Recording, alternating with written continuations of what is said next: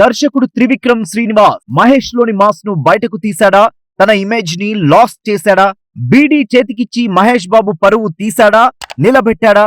ఆయన crazy combination కుర్చీ తాతను నమ్ముకోవడమేంటి? మహేష్ తన అభిమానుల ఆకలి తీర్చాడా? మరి శ్రీలీల చేతిలో ఎందుకు ఓడిపోయాడు?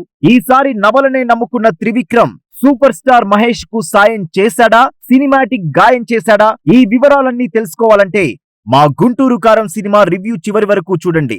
సూపర్ స్టార్ మహేష్ బాబు హీరోగా త్రివిక్రమ్ శ్రీనివాస్ దర్శకత్వంలో వచ్చిన మూవీ గుంటూరు కారం. చాలా రోజుల తర్వాత మహేష్ సినిమా వస్తుండడం, అది మాస్ అవతారులో, పైగా త్రివిక్రమ్ మహేష్ కాంబినేషన్ హ్యాట్రిక్ కావడం, దమ్ మసాలా బిర్యానీ, కుర్చీ మడత పెట్టే వంటి సాంగ్స్ తో అభిమానుల్లో, సినీ ప్రియుల్లో విపరీతమైన అంచనాలు పెంచిన గుంటూరు కారం మూవీ ఈ రోజు సంక్రాంతి కానుకగా థియేటర్లలో విడుదలైంది. తల్లి కొడుకుల అనుబంధానికి సంబంధించిన కథ ఇది. చిన్నప్పుడే తల్లిదండ్రులకు దూరమైన మహేష్ బాబు ఒంటరిగా పెరుగుతాడు. తన బతుకేదో తాను బతుకుతున్న సమయంలో అనూహ్యంగా గుంటూరులో ఉన్న తన తల్లి రమ్యకృష్ణ దగ్గరకు వెళ్లాల్సి వస్తుంది. అయినా తల్లి కొడుకులు ఒకరి మొహాలు ఒకరు చూసుకోరు, ఒకరికొకరు ఎదురుపడరు.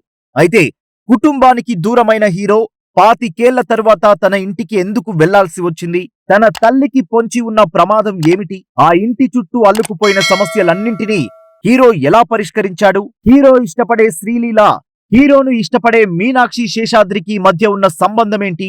గుంటూరు రాజకీయ నాయకులతో వైరం ఎందుకొచ్చింది? ఇలాంటి ప్రశ్నలన్నింటికీ సమాధానం సినిమా చూస్తేనే తెలుస్తుంది. గుంటూరు కారం cinema Mahesh Babu one man show అని చెప్పాలి. ఆయన ఆహార్యం, భాష, యాస అన్నీ కొత్తగా అనిపిస్తాయి. యాక్టింగ్ లోనూ దూకుడు చూపించాడు. టైమింగ్ కూడా అదిరిపోయింది. సినిమాలో సెంటిమెంట్ సన్నివేశాలు బాగున్నాయి. పాటలు తెర మీద అందంగా ఉన్నాయి. కామెడీ పర్వాలేదనిపిస్తుంది. సినిమా చివరి 20 నిమిషాలు సూపర్ గా వర్కౌట్ అయింది. కుర్చీ మడత పెట్టి సాంగ్ హుషారెత్తించినా క్లైమాక్స్ లో సెంటిమెంట్ కన్నీరు తెప్పిస్తుంది. సాదాసీదా కథకు త్రివిక్రమ్ మార్క్ సంభాషణలు జోడించి మహేష్ ను కొత్తగా చూపిస్తూ తీసిన గుంటూరు కారం సినిమా బిట్లు బిట్లుగా చూస్తే బాగున్నా ఓవరాల్ గా అభిమానుల అంచనాలను అందుకునేలా లేదు. టెక్నికల్ గా మనోజ్ పరమహంస ఫోటోగ్రఫీ బాగుంది. త్రివిక్రమ్ రచయితగా అద్భుతమేమీ చేయలేదు.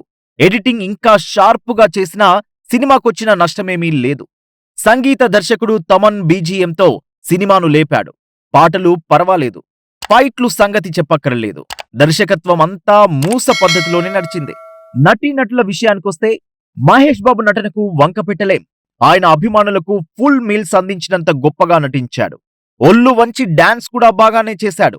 ఇక హీరోయిన్లు శ్రీలీల, మీనాక్షి చేయడానికేం లేదు. ప్రకాష్ రాజ్, రావు రమేష్ వంటి ప్రముఖ నటులు తమ పాత్రలకు న్యాయం చేశారు.